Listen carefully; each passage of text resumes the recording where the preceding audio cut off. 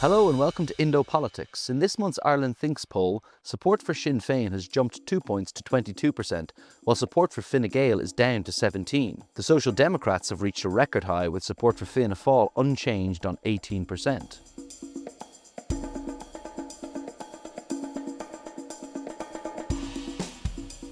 We also find out about what the public think about Gerry Hutch's second run for a Dáil seat and whether the public backs Simon Harris's much-vaunted savings scheme. Joining me now to dive into the findings is pollster with Ireland Thinks, Kevin Cunningham. Kevin, let's start with the headline figures of the state of the parties. I mean, not a huge amount of change. I mean, good news for Sinn Féin, though. Yeah, there's a trend there, first of all, in relation to the Social Democrats. So them on 11% is up again from 10% last month. We had 10% before, just after Christmas. I think it was 9% in November. It feels like it's not much change. Adding 1% every month, though, is actually quite Incremental. Yeah. And it's been happening in our poll and in other polls. And it's a momentum shifter, really, in that as more people move to a party, it's what you kind of expect to happen, that a particular political party can often get a bit of momentum. And it seems that Holly Kearns as well is getting that momentum.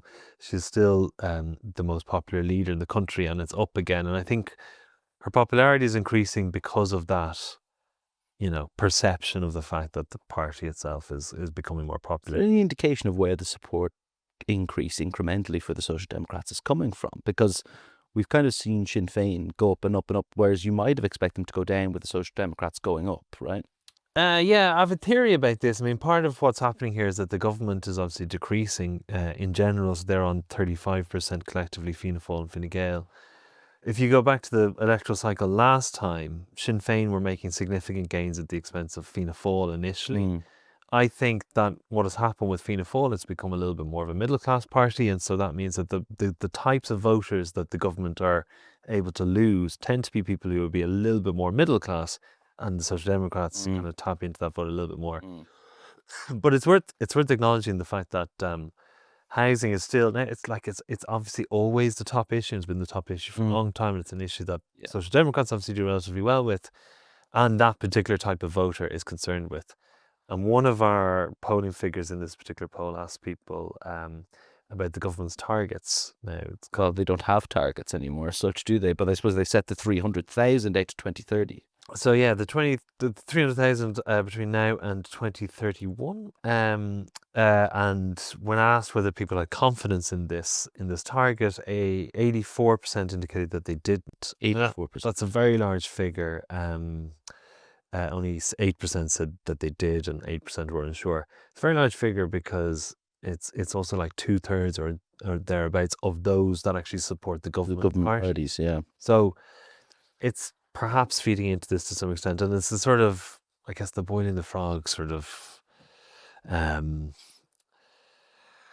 metaphor, where things are still happening, things are changing in a certain direction, which is damaging the government and moving voters in a certain direction. But it's not happening dramatically, but it does seem to be happening, particularly when continually. Those acute questions are asked, right? Because we're, I suppose, at the point of the political cycle now where the government's in its second year, and it's made a number of unpopular decisions around housing. We've spoken before about the apartment construction VAT rate, cutting that.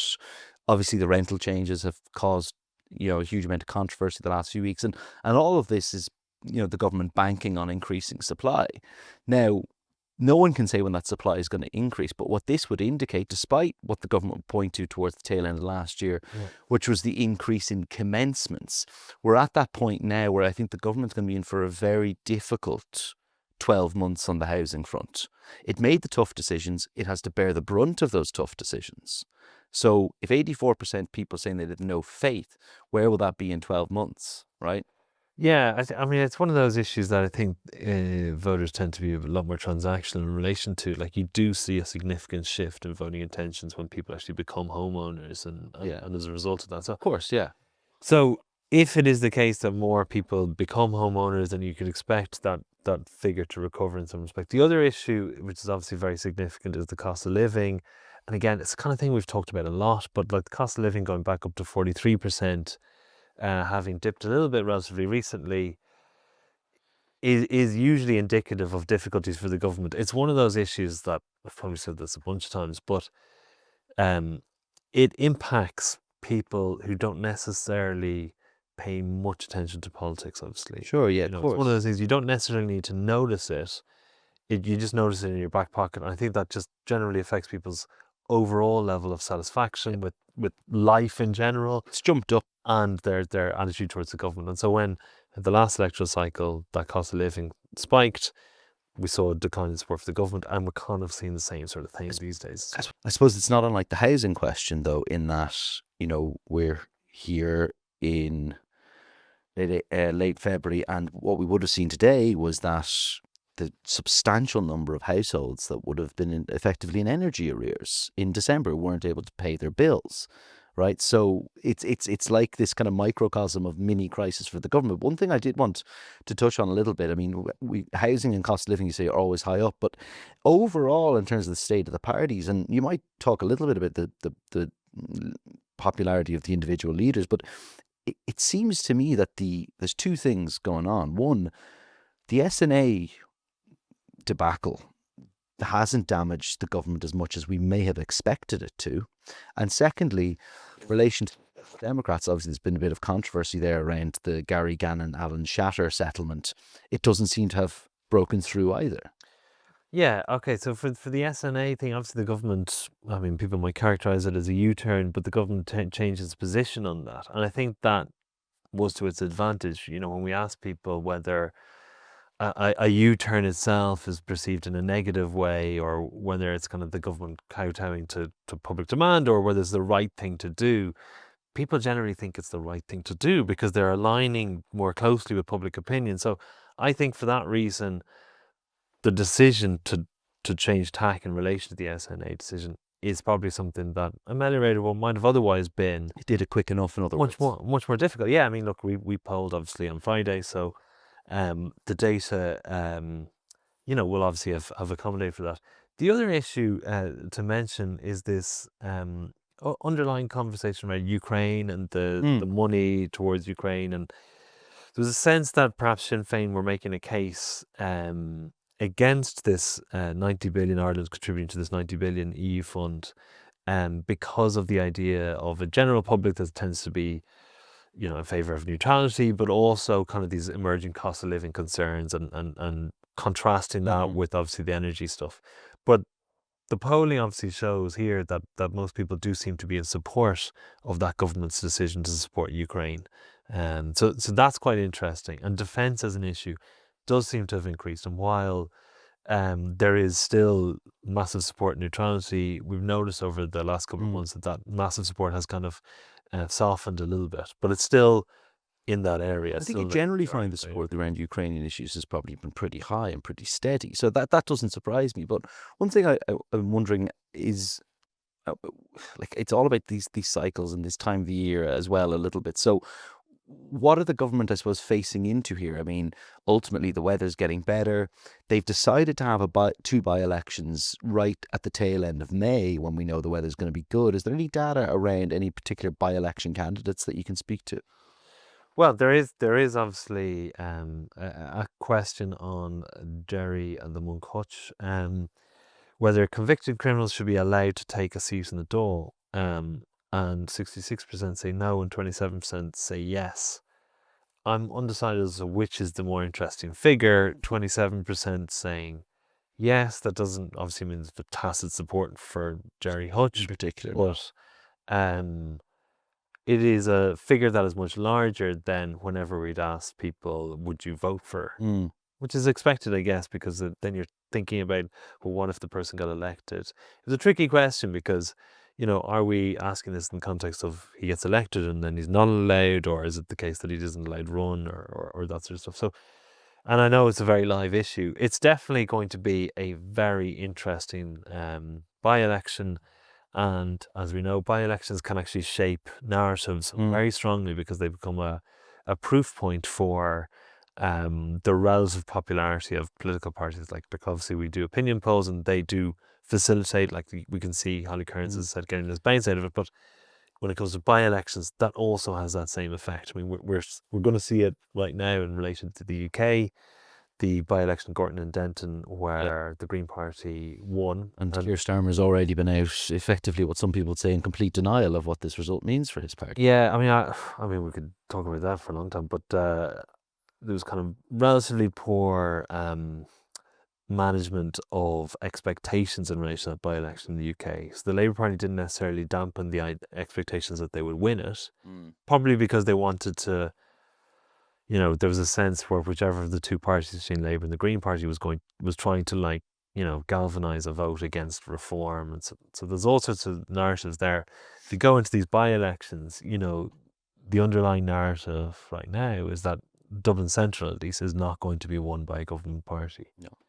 So, that's okay for them in some respect. The expectation is not that they're going to win it. So there's not going to be the same sort of repercussions that we would otherwise see.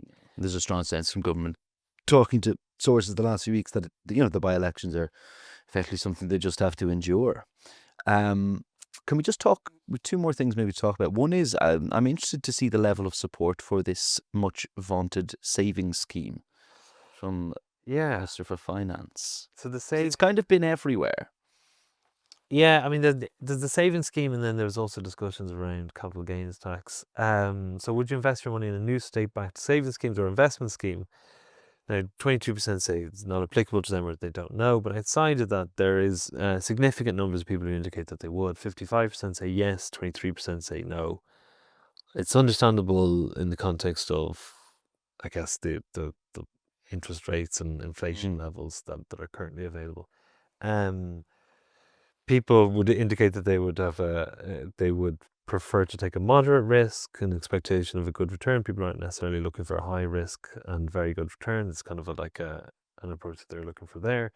And also they're happy to invest that capital for a significant enough period of time, according to our data as well, even if it's not enormous amounts of money. So we have the government getting pumped on housing, cost of living as per usual. It looks like we have a potentially popular piece of policy. Yeah, and that can affect things. I mean, I'm increasingly of the belief that substance and what people sometimes call delivery is impactful in relation to party support. In an environment in which there is more skepticism in political communication, delivery on substantial pieces of legislation like this matters.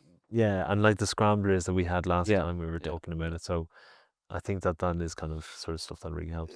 Finally, I suppose, just rounding back to the question, and before we got on to Gerry Hutch, I mean, how do you think the government parties in particular what they will take from this poll heading into, two tough by-elections, but into better weather, Well, they probably say on the one hand that this is kind of midterm blues that any political party in government tends to get. And on some level that is the case. Is it significantly worse than you would otherwise expect? Well, if both parties are down 4 or 5%, it's not crazy, I guess. It's not a complete disaster, but it's, if that trend continues, I mean, the numbers are back down to that kind of record low that we had before. It's not a new record or anything like that.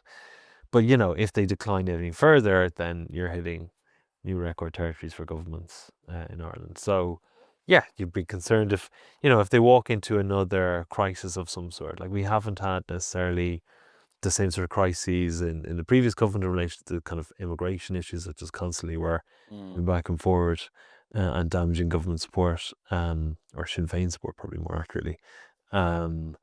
If something happens, then there isn't much room to breathe, I guess. Thanks very much, Kevin.